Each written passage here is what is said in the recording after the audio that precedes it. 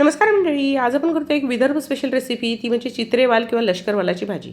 हे वाल वरुड मोर्शी या भागात खूप प्रसिद्ध आहे आणि याची भाजी अप्रतिम चवीला लागते। तर चला सुरुवात करूया। यासाठी एक वाटीभर आपण चित्रे वाल किंवा लष्कर वाल घ्यायचे, 2 ते 3 पाण्याने धुवायचे। त्यानंतर पुरेसं पाणी घालून आपण त्याला 10 ते 12 तास भिजायला ठेवायचे किंवा रात्रभर भिजवले तरी चालेल। मी रात्रभर भिजवून घेतलेले, दुसऱ्या दिवशी उपसून घ्यायचे, पाणी फेकून द्यायचं।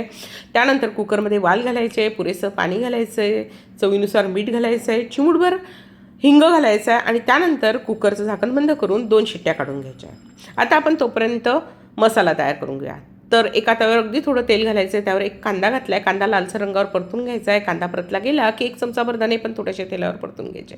धणे परतले गेले की 4 चमचे खोबरं किंवा खोबऱ्याचे काप थोडंसं तेल टाकून मस्त परतून घ्यायचे। हे परतलं गेलं की त्यावर घालायची आपल्याला कोथिंबीर, 10 ते 12 लसूण पाकळ्या, अर्धा इंच आलं आणि अर्धा टीस्पून जिरं, हे सगळं घालायचं आहे। गॅस बंद करायचा आहे आणि मस्तपैकी हे थंड होऊ द्यायचं। हे थंड होतंय तोपर्यंत आपण वाल बघूया। वाल बघा म्हणजे कसे मस्त मऊ शिजून आलेले आहेत। आता कढईमध्ये तेल गरम करायचं आहे। तेल गरम झालं की त्यानंतर त्यामध्ये घालायची आहे मोहरी छान तडतडू द्यायची। मोहरी छान तडतडली की त्यानंतर त्यामध्ये घालायचं आहे आपल्याला आपण केलेलं वाटण। आता हे वाटण आधीच आपण छान परतलं गेलं असल्यामुळे याला फार परतायला वेळ लागते, म्हणजे याला लवकर तेल सुटतं।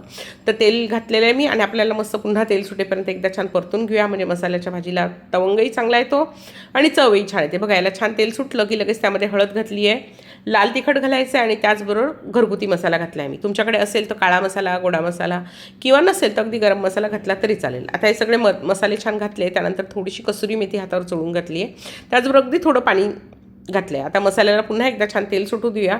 मसाल्याला छान तेल सुटलं की आपण शिजलेले आपले वाल घालायचे, त्याचबरोबर असलेलं त्याचं पाणीसुद्धा घालून घ्यायचं आहे आणि त्यानंतर तुम्हाला भाजी किती घट्ट किंवा किती पातळ हवी त्यानुसार तुम्ही गरम पाणी घाला। अगदी छोटासा तुकडा गुळाचा घाला। मीठ ऑलरेडी घातलेलं आहे आपण, आवश्यक असेल तर तुम्ही मीठसुद्धा घाला इथे आणि भाजीला मस्त मंद गॅसवर 2 ते 3 मिनटं अजून छान उकळी येऊ द्या। सगळ्यात शेवटी कोथिंबीर घाला की तुमची भाजी तयार।